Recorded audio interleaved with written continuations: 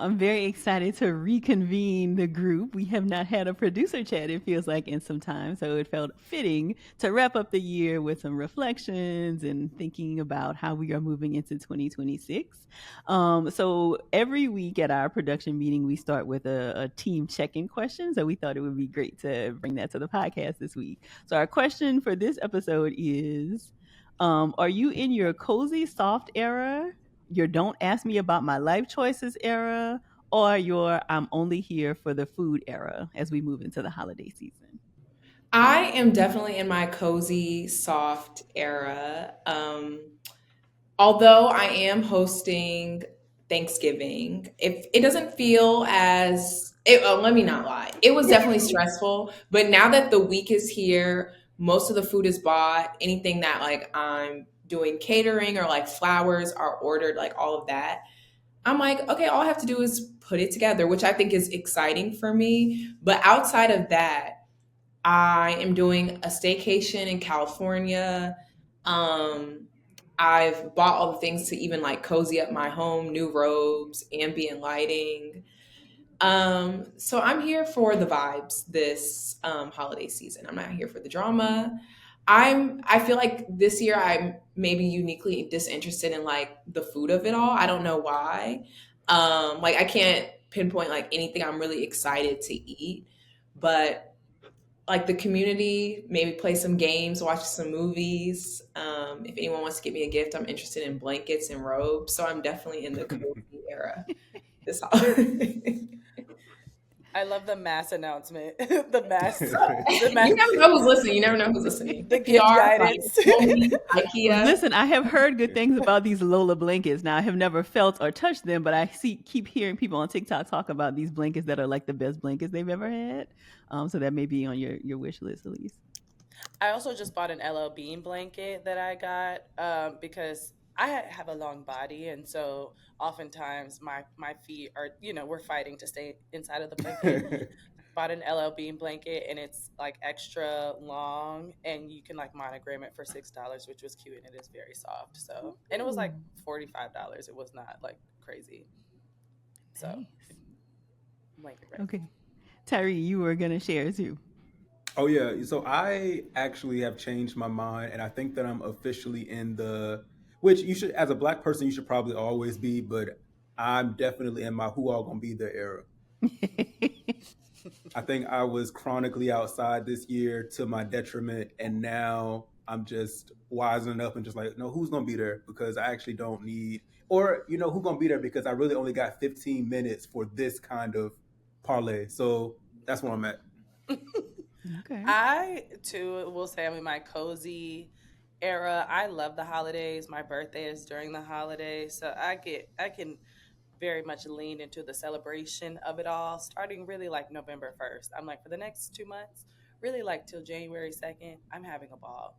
I'm hosting Friendsmas. My friends and I usually do like a really intense Friendsgiving, but we're doing Friendsmas to kind of like curb how intense it can be. And so I am excited to host and like decorate and all of those things.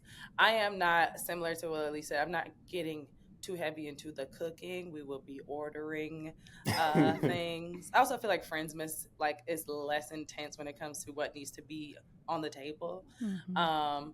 But yeah, I'm excited. I like want to go look at Christmas lights and all of those things. I've been updating my holiday playlist, so that's kind of how I'm feeling this year. Okay. I feel like I have been in my cozy girl era probably for the last like 3 years, really since the pandemic when like we were kind of forced to be home. And I'm like, I really kind of like it here. And I actually don't want to leave my house. So I feel like I have been cozy for the past several years. The holidays are feeling a little different now that my kids are getting older. So like we have just gone through the exercise of their like Christmas list, right? And the lists look very different this year than they have. Like they're not, like, oh, a Nintendo game and like some, toys. Like they are very in this teen tweenish where Mm. it's like, oh, these designer hoodies and Jordans and, gift cards. And I'm like, oh, we are not in the little kid version of Christmas anymore. So that is a new development on the horizon for me. Elise, I'm curious, are you hosting your family for Thanksgiving, or are you hosting like friends? No, I'm hosting my family Okay. for Thanksgiving, and then I have three friends who are also coming as part of the Thanksgiving. But yeah, this is a proper. Well, not. I mean, it's a proper Thanksgiving. Yes. Yeah, Can I yeah. invite That's myself? I'm exciting. gonna be in California. Not Tyree invited himself. Feel free. No, feel free to come by. Come by. I I love will that. It be there. reminds me of the conversations online where people are like, "Oh, we are continuing to like wait on the aunties to do the things," but it's like, no, we're actually the aunties now, right? So I love that you are stepping Regrettably. into hosting the family for Thanksgiving. Yes, I'm extremely excited. I am cooking a lot of things. I don't eat meat, so my cousin's husband, I'm like, you married into a vegetarian family. You need to bring the meat. You knew what was up when you. But other than that, I'm cooking everything. I did a test run of a sweet potato pie last night because I'm not gonna say I don't like it. I just like don't eat it as much as other pies that I've made. So I was like, okay, I need to like test this out. Pretty simple. So I'm very excited. I'm also excited for like the tablescape of it all. I've been meticulously planning that. I had to get new plates, which is Thanksgiving is expensive, and my mom was saying like, "Why is it so expensive?" And I'm like, "Well, you've had a home for 30 years. Like there are things I don't have, but now that I have Yeah. them, I feel prepared to host more and more over the holidays and beyond." Hmm. They're like Speaking of pie, investments. Elise, will your grandmother's tamale pie recipe be making an appearance at this Thanksgiving? No, I Tamale really Wait, don't pie? like tamale pie. It's just not good. Like, we I talked like about it. that. I feel like last time we were doing this, right? And I was like, "What is tamale pie?" It sounds Right. very That's like West clearly not Coast. like a sweet. Is that? It's clearly like a meat pie, like no, a it's like savory.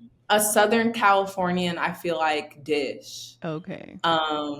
That it's not good. Like that's the only thing I can say. I like it. I do, but I love tamales, so like that's yeah. I'm a savory person over sweets anyway.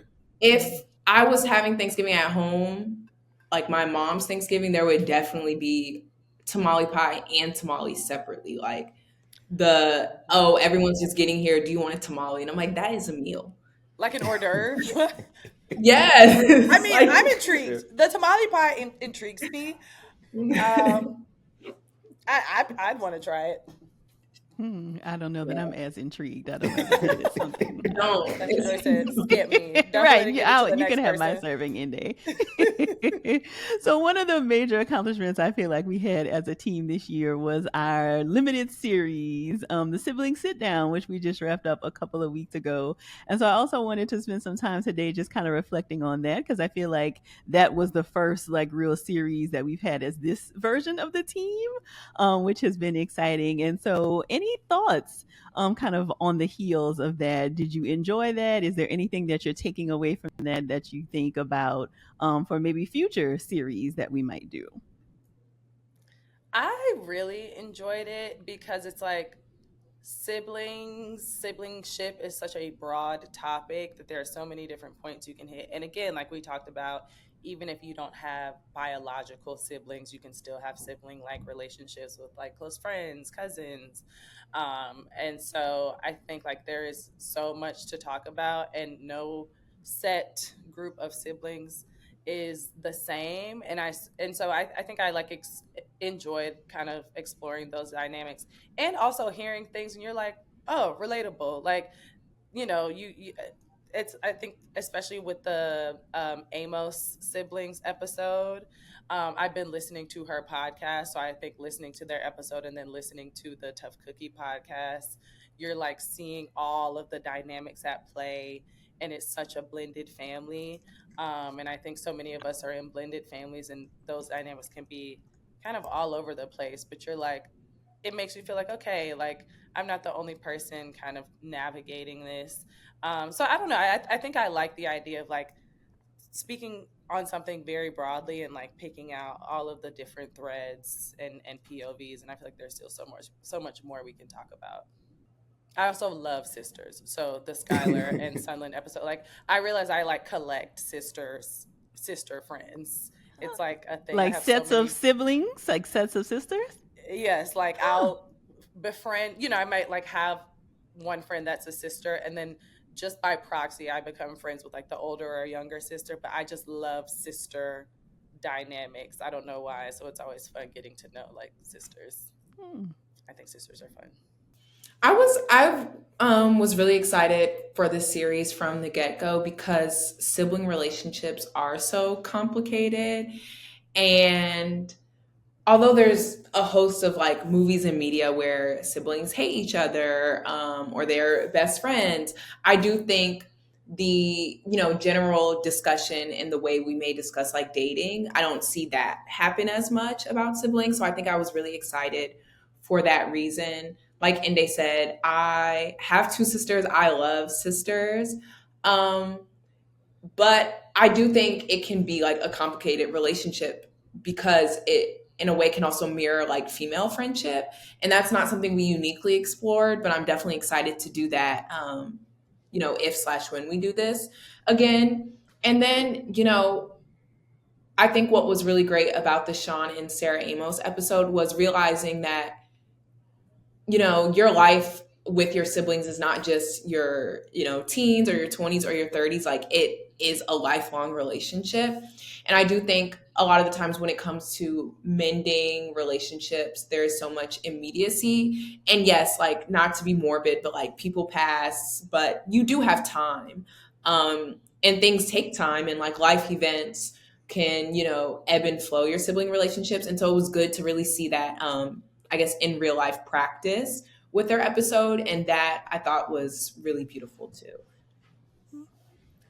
I love that. I think the big thing it made me think about in my own family is the intergenerational elements of like being siblings. Like you kind of think of your aunts and your uncles as like definitively yours, but then they have this like unique sibling relationship with your parents that you sort of unpack and like how they're unhinged or like problem solve in different ways. Like I know for me and my siblings, we have like active conversations about now that is your grandma beef with her sisters. Don't get yourself involved in it because it's like it's very easy to like think that you're taking the side and then they'll turn on you. So I thought about that. I thought about that a lot, and also I think what I appreciated about the Amos interview was just how and they pointed out like they're a blended family, and I think that there's been like a long seated shame in being blended families as Black people, even though like we all kind of grew up with like the Brady Bunch and the Partridge Family, but there's no like Black media representation of that, or if there is, it's kind of like a negative connotation to not having the same two parents. And the way that they're able to build their sibling relationship, especially as like only sharing a father, I think that it's a much different thing than sharing a mom where you might not feel as connected, but they have those relationships with their stepmothers as well. Like it was really dope to see. And I'm excited to like do this next year as well. Mhm. Same. Yeah, I My think my cousin calls that vintage beef. He's like, I do not participate in vintage beef. I'm like, you're right. one of the things that was, I think, the coolest in kind of producing these conversations and like just all the prep we did to kind of bring them to life was hearing more about your relationships with y'all siblings, right? Because that's not something that necessarily enters into like team meetings all the time, Yep. right? But as of course, as we're thinking about like what conversations that we're gonna want to have, then y'all started sharing about like your relationships with your siblings. I wonder, did that lead to any additional conversations with your siblings, like either the prep work or stuff that you heard in the conversations with the siblings that we talked to? I not yet, but it has like been on my mind. um, I, I think I've shared with you guys. I have like, well, mom siblings, dad siblings. So I have a lot of siblings on my dad's side, and I feel like it's been easier to develop relationships with them as I've gotten older and as they've gotten older. Like I'm a big sister to my two little sisters. And so again, going back to the Amos the Amos siblings, when I was listening to their podcast, Sarah was talking to one of her older brothers, and he basically said that, he talked about like how they had issues with their dad or whatever, and how he kind of like stopped talking to his dad. But he was like, I never realized that when I pushed him out, I pushed you out too. He was like, that never occurred to me. And so, he kind of, talked about just like kind of going to repair that, and looking at those relationships as two separate relationships. And so I think like that is a thing that I, have been navigating, and also just like learning to accept, like just being like, you can't group all of these things together. Like these relationships are separate. I feel like that's also something I've talked about in therapy too, like just separating those relationships. And so it's not something that we've spoken about, but I think just this year in general has been kind of like a big sibling year for me, like spending more time with siblings. Um, Even my sibling that I grew up with, like talking to him more about what's going on in his life and not just being like, hey, what's up? So yeah, I feel like siblings, it's funny that we did this series because I feel like siblings have been like a big kind of point in like the star of my year a bit. So it feels timely. For me, I think that I tell everyone that, like, I'm one of six children, and the way I break that down is that I'm in five group chats about one of them, and I know that there's like also one about me. Um, but I think that after this, we've probably gotten a little bit better about like bringing some offline conversations to the main group chat that has all six people in it. So it's just like a little less behind your back talking. Although we're gonna keep that going because it is very funny. It's like, That feels like it would be very hard to make sure you're in the right group chat and not end up talking about the sibling that is not in the chat. They all have like really specific names, and so it's very like it's a time, like, it's having like built-in best friends, which is funny because like it's a 20-year age gap between all six of us. But yeah, like it's just a lot of shit talking, and I don't know, it keeps you sharp. I think for me, it was very refreshing that, not that I want this for them, but that Sunlin and Skylar got in an argument in Japan.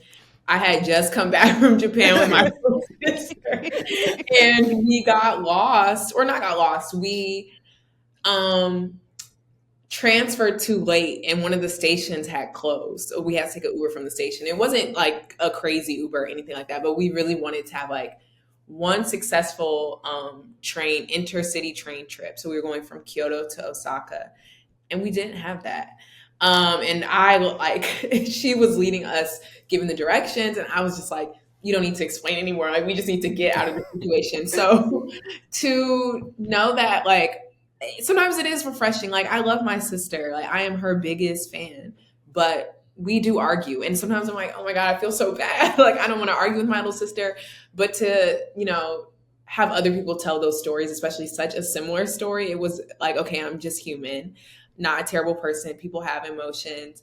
And then I thought what was also really refreshing for me, which I've talked a little bit with my siblings about, is like how losing a parent can really like shift the relationships, both for like better and for worse. And I feel like it's something I've unpacked like within myself. Maybe my dad passed maybe 6, 7 years ago, so around that time I think it was something we were talking about a little more presently. But it has definitely inspired me to think about that, or like think about my sibling relationships and how they shifted since then. So it has felt like there has been a lot of energy once we wrapped the series. I think all of us felt very pleased with, the way it turned out. And I definitely felt very alive, I think, in those interviews, because it kind of mimicked therapy in a lot of ways for me. Not, I mean, clearly they weren't on the couch, so to speak. But I feel like I don't do a lot of therapy anymore. And so like talking with a sibling set and the dynamic was like, oh, I kind of miss this dynamic. And so we've definitely explored like, are there other angles to explore if we bring the series back? What else what might we want to do? So any kind of early preliminary thoughts for if there is a continuation of this series or a different version of this series, what other angles or maybe topics might we want to explore? I've been watching the Braxtons, the like revamped version, and just the stuff that they've been going through as a family, and specifically Tamar. I think as a younger sibling being gaslit constantly. And I'm using that term without a degree, but it does feel like that's what's happening. I would like to explore like youngest sibling like emergence and adulthood, because I do think that so much of your personality is formed by all of the siblings that came before you, but there's also this inability, and mind you, Tamar's mid to late 40s, mid like it's an inability of the family at large to like recognize your adulthood and autonomy. And how does that like impact you? It's a good one. I have not tapped into the Braxton's reboot as of yet. I may have to. It's a lot. I've seen It's clips. dark. It looks tumultuous. Yeah. But yeah, no, I think that's a good point. Like the baby of the family of it all. Sorry, I Elise. definitely want to explore siblings who have started a business together, and how that has affected their relationship. Um, so that would be really interesting to me, or like who are in the entertainment business, because that does put a lot of pressures on family. And then the second thing I was thinking about, which I think extends more to family, but I've seen on TikTok and some like YouTube vlogs, are siblings who live in like compounds. So it's like, this is your home connected to my home. Um, and just like why they want to do that. Cause I was like, I kind of like that. So that was something that if, we could find a pair of siblings who are doing that or have started to do that, I think would be really interesting.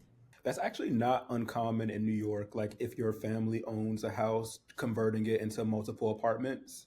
I know Hmm. a couple of families like that. My friends and I joke. I mean, half joke about like living on a compound. Just being like, let's just put everybody in one place. So thinking about, like a lot of the conversations we've had this year have been around, like, okay, how do we take care of ourselves, especially in this moment in history? This time of year is one where people kind of naturally are kind of thinking about more resting and reflecting and, kind of what are we bringing into the next year? What are we leaving in 2025? So when you look back at like any intentions or resolutions that you set for yourself in 2025, what did you keep up with and what did you let go?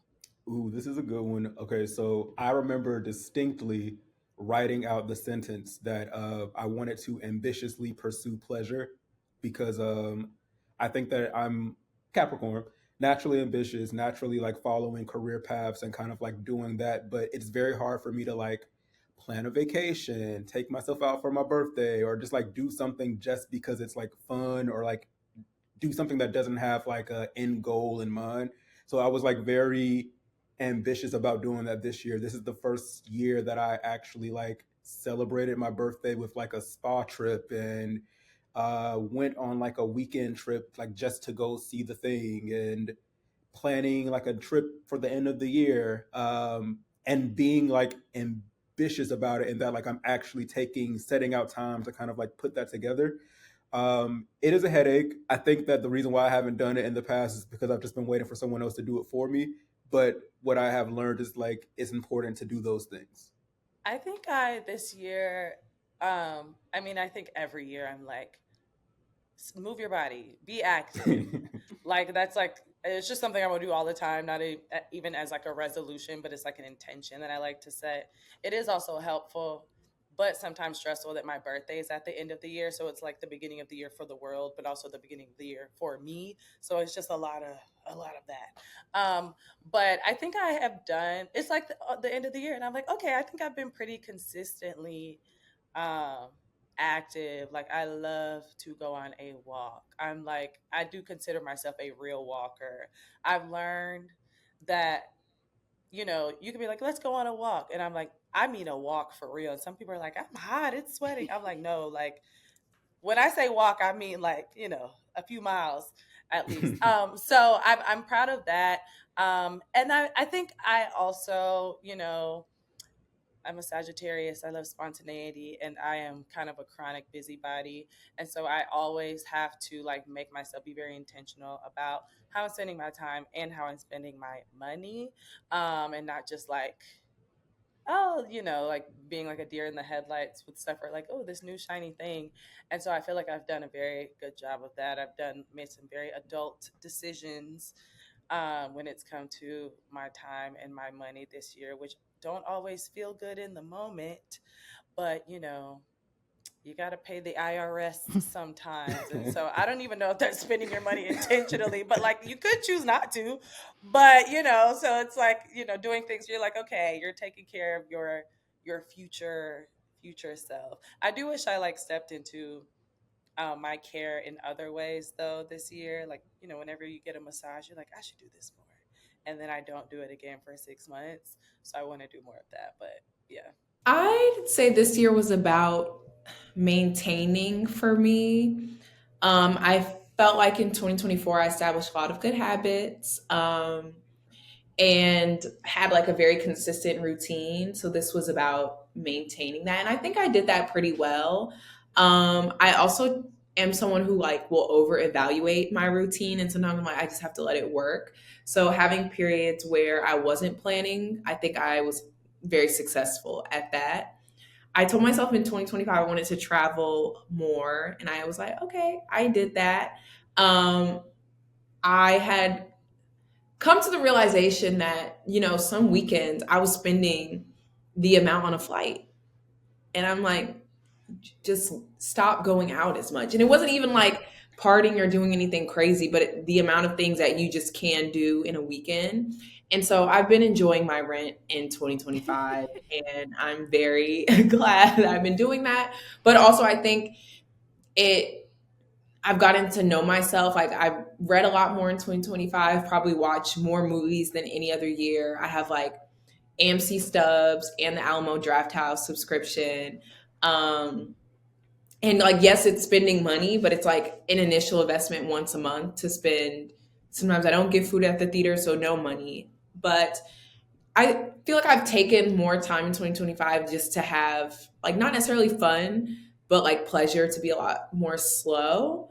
And sometimes I think with the things that I want to do, I'm like, okay, it needs to be done in a month, 2 months. A lot of things this year have been done over like 6, 7, 8 months, a quarter. And so balance, like remembering it's a marathon, not a sprint, was a big goal of mine for 2025 that I think I successfully did. Like my apartment, it wasn't going to be done within the month of when I moved in. There's still stuff that I'm getting now.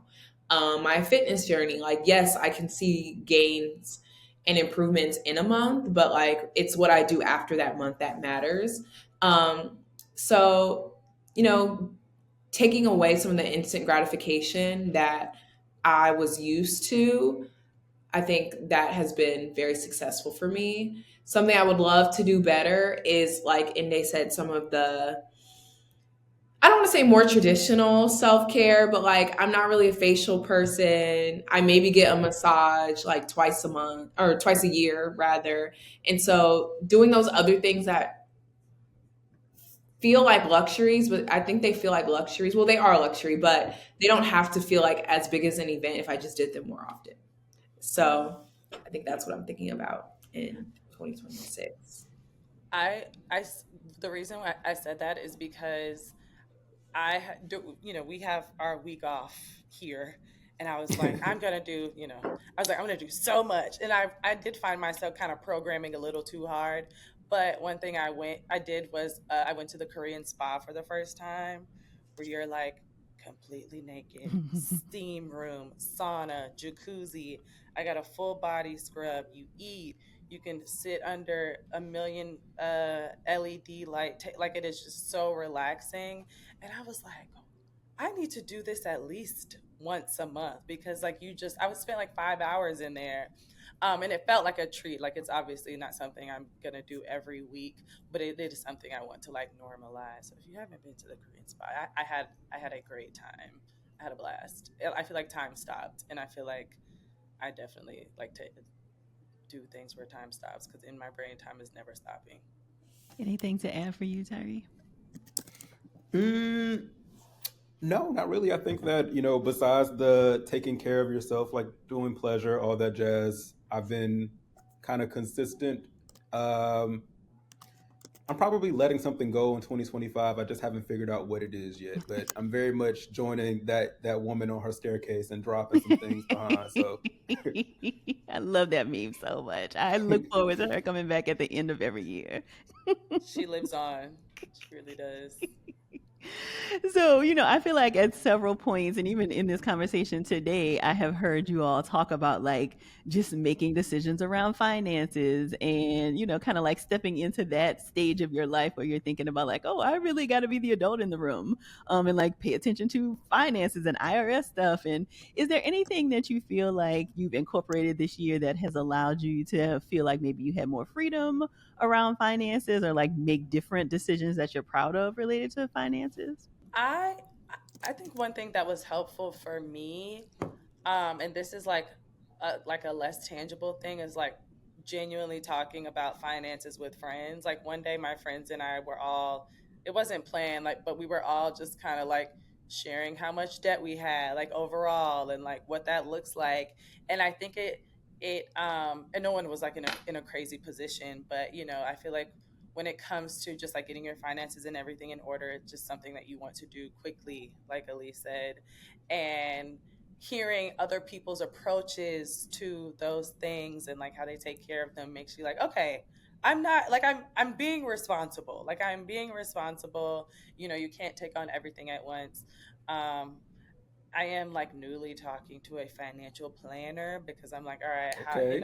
goals, like, goals, like how do we reach these goals, and how do I make smart decisions and just take advantage of the things I can take advantage of. So when I'm 60, I'm not like, what? So I think those have been the things for me, and just continuing to look at what I have going on. There have been moments, especially in my 20s, where I was like, I haven't looked at my bank account in 2 weeks. I don't know what's going on in there, but it is my business. It's no one else's business. It's definitely mine though. But if it's not my business, then like, what are we doing? So I feel like a lot better just like checking in and just like talking about it. I feel like when it's all in your head, it's like a lot easier to, forgive your own misgivings. But when you're talking about it and you're just talking about it like you're talking about the weather, it's easier to kind of create some structure around it. This one's interesting for me because we started this year, our January Jumpstart. One of the episodes was with Amy Griffin about estate planning. And it kind of opened some like threads to me personally about how I've looked at money and like wealth and community traditionally. And I think growing up in like a large family, having so many siblings, like if there was a field trip that I wanted to go on that cost $20, I've always had to evaluate, did my parents have 6 sets of $20 so that we could all go on the field trip? And if I didn't think that they could, then I wouldn't ask because it was impossible. And I think I carried that sort of like community mindset of like my money is our money. I can't afford to do this because inevitably someone's going to need money. And so I need to make sure that I'm saving it so that when this person needs it, I'll be able to have it. And that episode that we did with Amy Griffin kind of got me more and so into thinking that no, this is your life and your money. And what you leave behind is what you leave behind. But this is what you're supposed to live with. And like learning more so how to think of like my finances as being just for me. And then especially because I went into the year saying we're going to pursue some pleasure. Pleasure ain't cheap. So I had to, get more comfortable with just like spending on myself, which probably sounds insane to people who know me, but definitely just reframed my mind around that. You sound like a Capricorn. All Capricorns, and not even, like literally Capricorns are so like, my money is very black and white.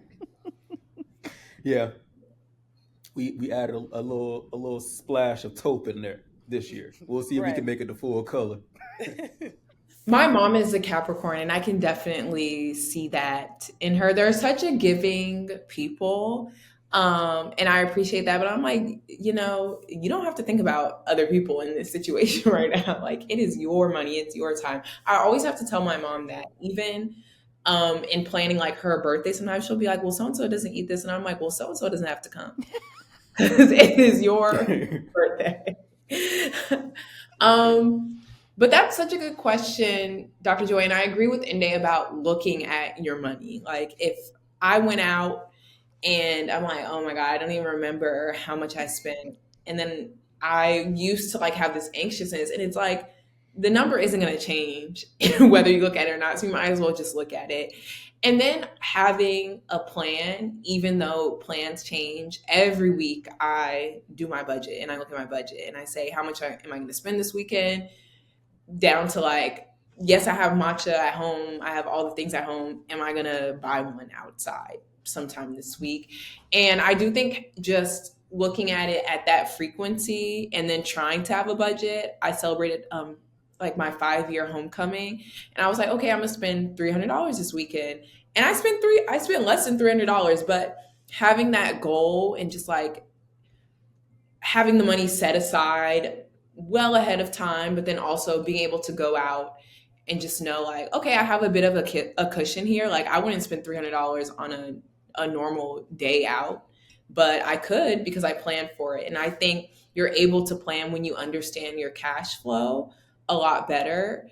Something that I find that I did last year that I actually stopped doing this year was I this I hope they don't want to sponsor the podcast, but there was what was it? The app Rocket. I used to use it. And I kind of felt that it did make me lazy in understanding my own finances. Like, yes, they track your subscriptions. And yes, it's easy, but it didn't feel like it kind of felt like I was still putting it in someone else's hands. And I wasn't as intimate. But I also felt like, oh, because I'm tracking it, it's fine. But it didn't feel like, okay, I actually know. And now I feel just a lot smarter about my money now that I do it myself, like pen and paper or like notes app, Excel spreadsheet. The fact that like I have control over it. This is not like anti-AI or anything. I appreciate that part of it. But something I saw, her name is Melody, like George Lucas's wife. I forgot. Melody Is her last name Hobson. Hobson, yes. Something she had said was, children need to see physical cash because they don't have the concept of money coming in and money coming out.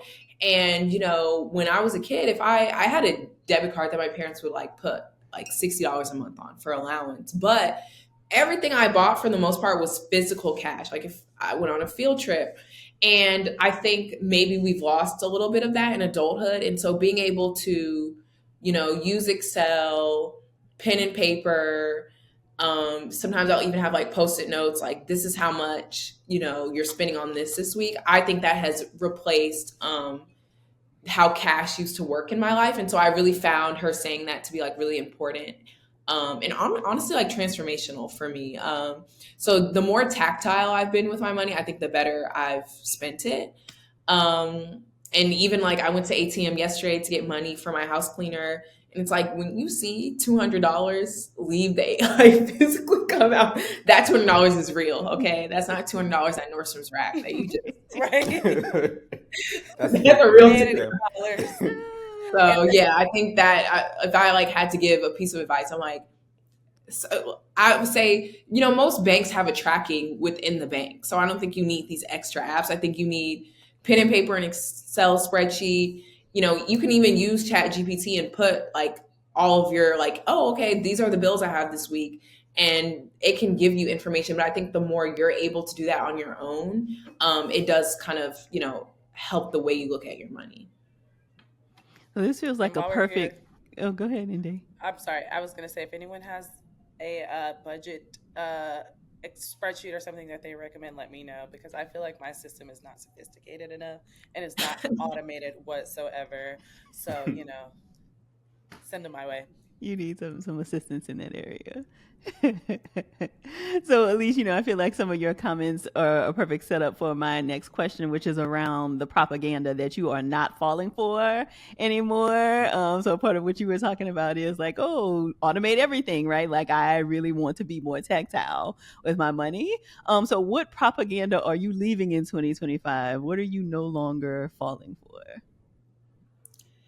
I think, although I can't lie, like I'm an ambitious person, like I have goals, but sometimes you don't have to have a goal. Like it's okay to just be out here on vibes. Sometimes I think we need more people who are just experiencing life. Like I I think, especially when you're on social media, it can be extremely overwhelming seeing the amount of content that's like how to plan this, how to do XYZ. Um, I'm not, I'm kind of against that. Like, I miss the era. I like vlogs. I like just seeing people go about their day. I guess, like, for some people, cooking is a goal, but I like things that don't feel like, yes, there's skills that can compound, but they don't feel, I think we've professionalized our personal lives a little too much. So I'm maybe not falling for that propaganda wholly. Like, yes, it works in some aspects, but in some aspects it's like you're a human. um and so I think that is what I'm not falling for when I'm leaving behind in 2026. There was another one I had, but come back to me, I have to remember it. Okay. I think I'm not falling for the, how do I say this? Like the doing things fast, making, it's kind of similar. I feel like I'm like, at least it's what you said, but it's kind of similar to what Elise was saying about decorating her apartment, because I feel like I've experienced that this year too. And I remember like maybe two apartments ago, I got in there and I was like, it needs to look cute in here and it needs to look cute in here right now. And I just bought a bunch of stuff, bought a bunch of like artwork that didn't really mean anything, but like was cute. And none of that stuff is stuff I'm still using now. And so I think I was, I was so concerned with like how I wanted things to feel in the moment that I did not think about like how it would feel in however long, or like what it meant to me, or being able to look back, when I have a home and be like, I got this in this place and it's special to me because, and so I think that applies to not only, like putting together your space, whether you're in an apartment that you're paying rent at or a house or whatever, but just like intentionality behind like how you're doing things. I think especially when you want to do a lot of things, it can feel like you need to do those things fast.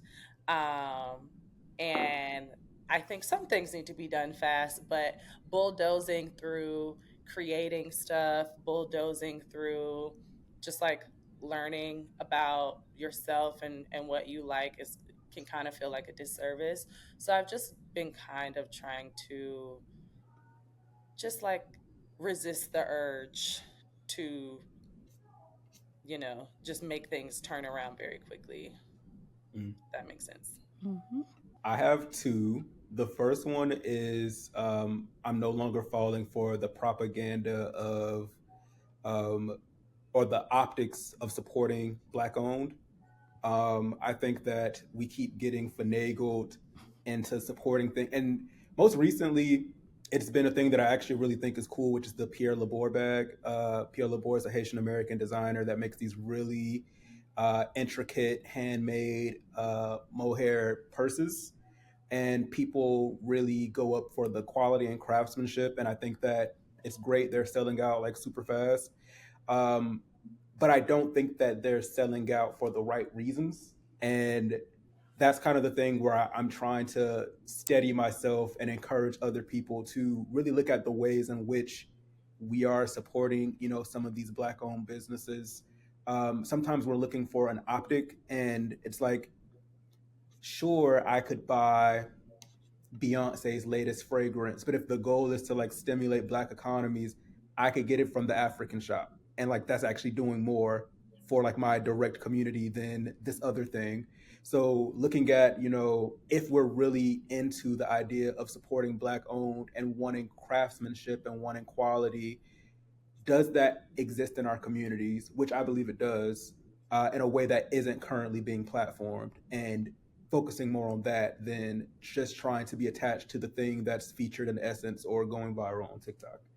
And then the second thing is slip in your deep conditioner. I don't think it works. I think that a good deep conditioner needs to feel like it's already bonded to your hair.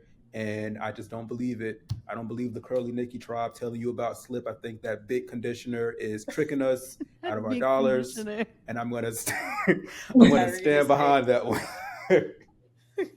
Okay, so then I feel like I gotta know, like, what deep conditioner are you loving then? Okay, I actually really do like the Sacred Deep Conditioner.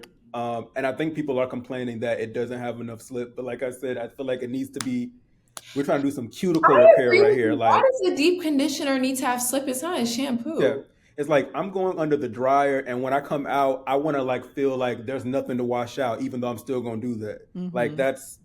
that's what a good conditioner does. But we've been lied to a lot around. I think we're still in an era of 4C girlies trying to look like Zendaya, uh, hair wise, and we got to work out of that slowly. It's a lifelong process. I'm trying to remember the last time I used a conditioner where that I felt like it was like like not like marrying with my hair. I don't know, but maybe my expectations are too low. But I'm just like, Because I wouldn't want a like a thinner. I wouldn't want a conditioner with slip. Now that like I want a thick yeah, conditioner. Yeah. yeah, that like coats Like your hair, Everyone's like, right? it needs to be dripping. I'm like, no, I need all no, this That's product to water. stay. like that's the point. You're supposed to. No, no. I'll say the other light side of like the propaganda I'm not falling for is everything being a sample sale. We are using Yeah. sample sale way too loosely, and I say this while I'm wearing a shirt from a sample sale that was not a sample sale price. But that's another. I guess I just got caught up in the moment. But I feel like everything is being called sample sale, sample sale, sample sale because like it like sounds chic. But no, you are liquidating old product that like at the time you did not really care about quality as much and you're trying to get rid of it and make a quick buck, but these are not samples and they're I think like the everybody is calling things a sample sale when you should really just call it a sale or call it clearance, but clearance doesn't sound as sexy, um, and so that's propaganda I'm not falling for. I don't know that I ever fell for this propaganda, but I really want to leave it in 2025. This idea of cutting people off very quickly, right? So any disagreement, any tension, any conflict automatically means that I need to protect my peace and leave this relationship where it is. And I feel like we do that way too often, or at least I see a lot of conversation around it. That makes me very uncomfortable because it feels like people are not actually practicing good relationship skills, but instead just kind of running to avoid conflict. And I really want us to get more comfortable just kind of being in the messy middle with people because that is where relationships flourish. So that's the propaganda I'm not falling for. That's a good one. Plus one to that, yeah. So I feel like we cannot have a conversation with this group in specific without hearing some of your best of the year. So Elise has already told us that she has multiple movie house subscriptions. I know that all of you frequent the movies and shows kind of a lot. So what was your best film of 2025? I'll start because I have three, and I'm off the dome. The first two to me are like equally as great for different reasons, but Sinners and One Battle After Another, both movies I've seen like 5 times, like great films. Um, and I appreciate that they were long. I think propaganda, I'm not falling for it. Everything does not need to be short and digestible, okay? And so I just watched Sinners this weekend. And I also watched One Battle After Another again. And I was like, wow, these are amazing films. So those are like one and two. You can place them however you want. This third was Twinless. It was I wouldn't even say it was an indie film, but it had I didn't watch Teen Wolf, but the guy from Teen Wolf, Dylan O'Brien. But basically it's about a guy who loses his twin and the friendship he kind of forms after that. I thought it was really good. It was very creepy for sure, but like I cried during the film and I thought the way it portrayed grief was really great. So it was definitely an underrated film. And then there was another film called Lurker that I really loved. Another creepy film. I think this was in terms of some of like the more indie smaller films that I saw this year, a lot of them were creepy. But if I had to tell people like what was my 2025 in films, I'd say One Battle After Another, Sinners, Twinless, and Lurker. I loved those films. That's a good one. I really enjoyed. I mean, obviously Sinners. I really enjoyed Lurker. Like Lurker made me feel The so soundtrack, the so soundtrack, like everything, good. and it was just so like I feel like they really captured the dynamic of that mysterious group around an artist so well. I Yes. was like, this person, and they said the writer used to work in music, I think. I was like, I can definitely tell because that like vibe, I was like, yes, this is exactly what it feels like. I'm trying to talk about it without giving spoilers. Without spoiling it. Yeah. Yeah. um, I'll say, are we just talking movies? Are we talking like, are we going to shift into category? I'll keep it No, movies we're for now. just we don't have time to do all the You're categories back right. to You're right. back. You're right. I'm like, we don't. Definitely, Sinners takes the cake as number one on my pyramid. Um, there have been two moments this summer where a friend was like, "I haven't seen Sinners." I'm like, "Sit down, please." Like, You're watching it number one, immediately. I feel like I'm not doing a good job as a friend if you haven't seen Sinners. Um, and so Sinners might be the movie that like finally makes me start collecting movies in an analog way, because I'm like I need to have things on tap when there's no internet, all of those things. Um, so Sinners definitely. I also did love One Battle After Another. I'll also add two others. I really liked this movie called Together. It was like a body horror, and it was a very creepy movie, but I feel like it explored. Dr. Joy, you probably have some like interesting therapy takes on it. It explored No, like that's yeah, I actually agree. very like in a very interesting way and in a literal way in terms of the horror aspect. But Together was just like I love a movie that like makes me just feel weird, like I'm like on a ride at Disney World or something. And it was funny. It was It funny. was That funny. Yeah, it kind of like made fun of itself. And I was like, oh, yes. this was such a fun watch. So I really enjoyed Together. And a latecomer in like movies that I really enjoyed this year, Tessa Thompson starred in a movie called Oh, Hedda. Hedda. That Yeah, was on my directed by list. Yeah. yeah, and it's directed by a black woman. It's like shot beautifully. The pacing is really nice. Like, and I do enjoy Tessa Thompson as an actress. I wish I would have seen it in a theater because I just think some things just need to be on a big screen. But Hedda was like, it's kind of Tessa Thompson plays like a complex black woman who's like kind of villainous. But I just enjoyed seeing that on screen. And I also love a movie that takes place in one setting, like the entirety of it happens at a party. And so I love kind of just exploring so many things that can be happening at one time in that scene. I think that's on Amazon Prime, and I really enjoyed it. And I'm like, somebody needs to put this on a movie screen. So Mm, those are my faves. definitely plus one to Hedda. That was like one of the first plays I read in college, and seeing them artfully take on the addition of race into that storytelling was great. I'm not a big fan of Tessa Thompson's acting, so I was very impressed to see her in that role. Another thing that I really liked this year was Bugonia. I think Emma Stone is just making really strong acting choices. I know that there's some controversy around the portrayal of womanhood in her work and with her directing partner, but I don't know. These movies are getting me. I was also a big fan of Poor Things, so it just might be my genre. I can Um, do that. and then last, I mean, Love Centers, of course. I was actually not as big of a fan of One Battle After Another. I think we could have taken 45 minutes out of the film, and I wish that both Teyana Taylor and Chase Infinity's characters had more of a full arc in their storytelling. But The Mastermind, that's probably the last one that I thought was like really good, I even though don't I don't like Haim. who Haim. Who is the Yeah, actor? Haim, the one of the girls from Haim, the band. She was Oh, in okay. Licorice Pizza.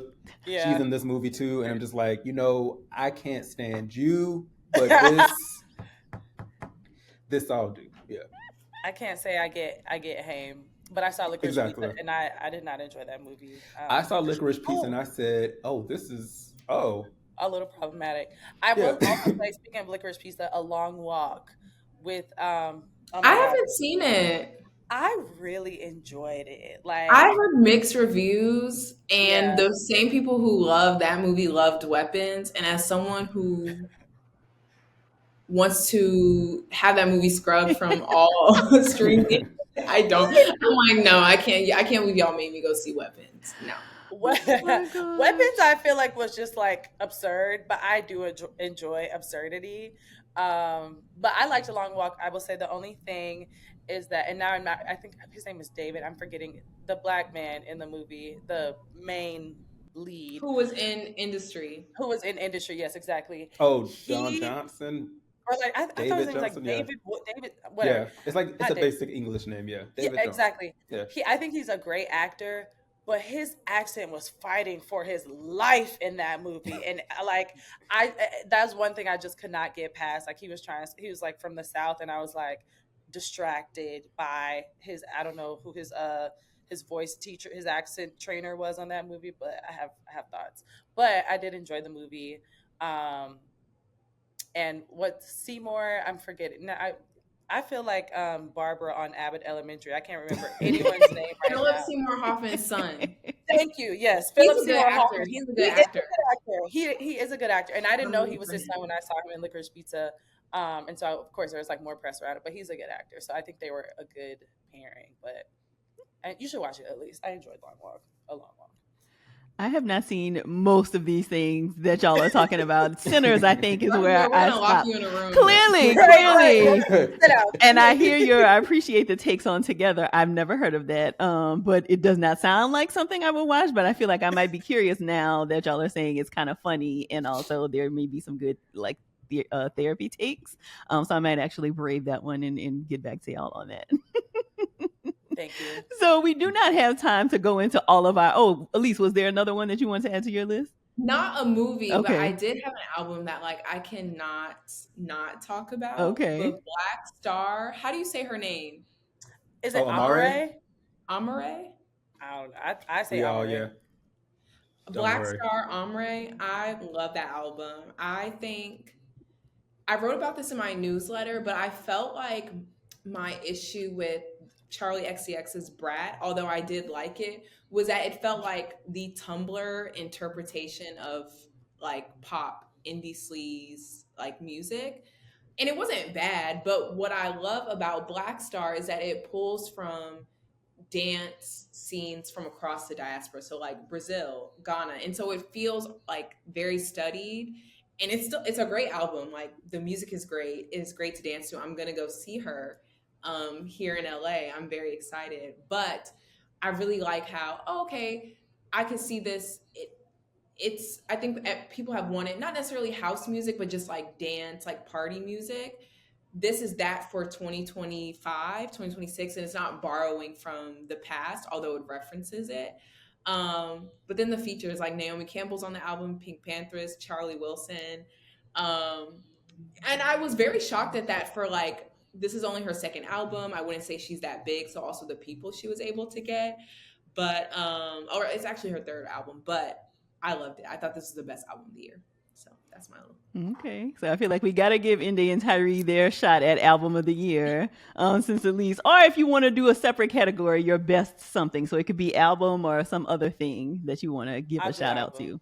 to. Okay. I will do album. I'm I feel very drawn, and so I'm gonna say it. Olivia Dean's album. It's a fantastic album. Like it centers around kind of like navigating breakup and like finding yourself after a breakup, whatever. And she is just like I know she co-writes a lot of her songs, but she's just a great performer. It's a beautiful, like some albums it's so hard to just pick one song and front to back it's like finishing and starting and finishing a book. And so I like that has just been consistently on repeat since it came out. I bought the record, and I got, thank you God, tickets to see her next year. So I'm Ooh. very excited to see her. It's just been like, and I love sad, like any song that's like, this is about my sadness. I'm like, yes. Down me in.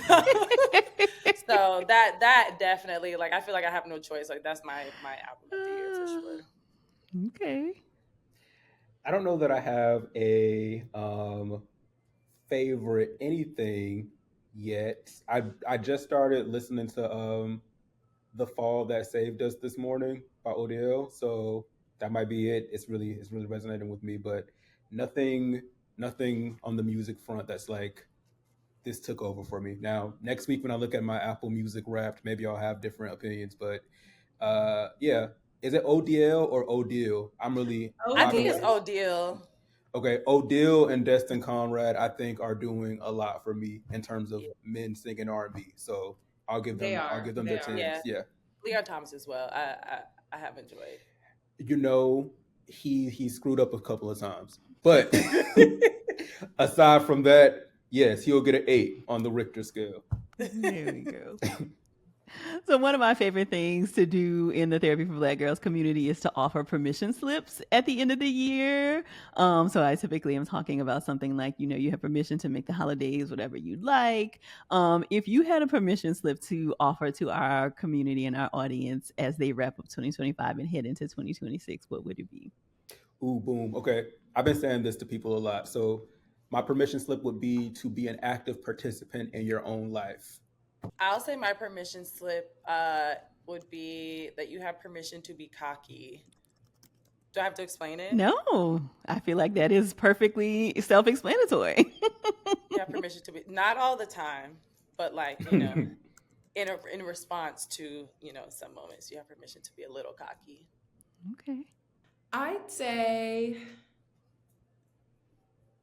you have permission to be curious and deep.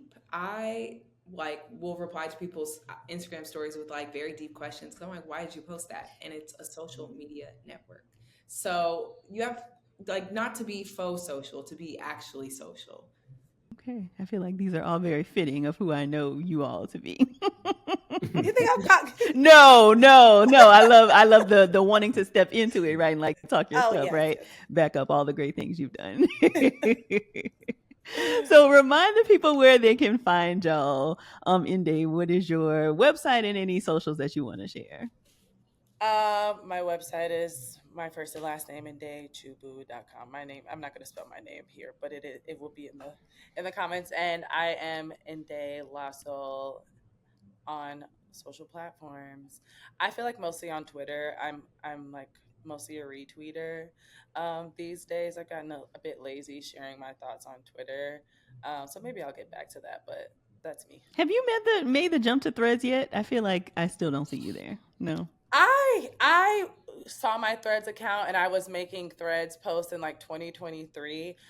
Usually I go on Threads when Instagram like promotes those little things, that little carousel, but I never think to write anything on Threads. But people are like, have you seen it on Threads? And chances are I have not, unless you told me. So I'm always like, I'll look at that, but then I don't. Got it. Ellice? My Instagram is my first and last name, and so is my website, and so is my TikTok. And your Substack? Your newsletter? It's called A Few Minutes, so it's afewminutes.substack.com. Perfect. And Tyree? You can find me on any platform at Tyrelvin, Tyrelvin, and I'm on Threads, but not really. Just in name only. I mean, I what is it called when you like? You're a monitoring spirit. Yeah, I sew, I weave. I'm definitely a Threads monitoring spirit. I feel like that is a separate conversation for another day. This whole idea of monitoring spirits, that's another topic to dive into. Oh yeah, I Put talk it too on the much. Can I docket for share one? 2026. Can I share one small anecdote? Yes.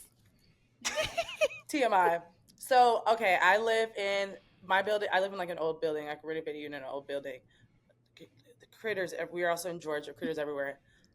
A few days ago, I saw a gecko in my bathroom, and I know they're around. I know they're around. He like calmly like walked from behind my toilet underneath my bathroom sink, and I was like, okay, don't come in. So I had them completely seal it. So I'm Googling, of course, 'cause I'm like, what does that mean? Like, what, right? Literally, I'm like, what does that mean? And so sometimes, when you're like typing it in Google, you like to see what other people are searching. And so, of course, I'm like, people are like, depending on who you ask, geckos are good luck. It means that someone's watching after you. And then someone's like, a gecko is a monitoring spirit. A gecko means that someone wants the worst for you. I'm like, oh my God, can we please? So all that to say, geckos are not monitoring spirits. I don't Oh think I my can agree gosh, with that. that is But so Even if it's not the funny don't that come in my first that house. is apartment. that's so funny that that's your inclination. I don't think that I've ever Googled what does such and such mean as a I'm all like a omen of something. spiritual. Yeah, Yeah, that is so yeah, interesting. I mean, I have plenty with my Louisiana Black background, right? Like I know right. what a lot of things, but I don't know that I've ever Googled like, oh, this thing happened. What does this mean? Because I see them outside, I'm like, and why you want me to see you so bad? Why? Who are you? Like, Show yourself. so literally, I'm like, grandma. Okay, it's not my grandmother. Oh my Anywho, gosh. Well, it's always such a treat to chat with y'all. Thank y'all so much for joining me for this conversation today. Yes. thank Of you. course.